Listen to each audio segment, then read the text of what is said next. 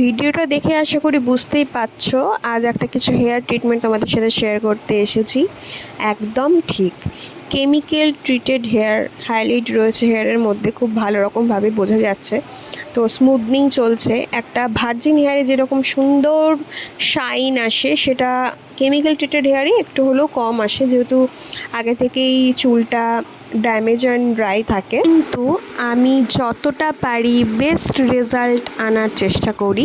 তোমরা অনেকেই ভাবো যে স্মুথনিং করলে হয়তো মাথার সব চুল তোমাদের হাতে খুলে চলে আসবে, একদমই নয়। প্রোডাক্ট যদি বেস্ট হয় আর প্রসেসিং যদি একদম ঠিক হয়, হেয়ারে কোনো রকম প্রবলেম আসে না। আর তোমরা হেয়ারটাকে কিভাবে বাড়িতে টেক কেয়ার করবে, মাসে একটা করে স্পা করবে, আমি সবটাই তোমাদের গাইড করে দেবো।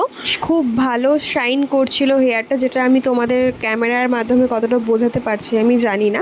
রেজাল্টটা কেমন লাগলো জানিও। টাটা।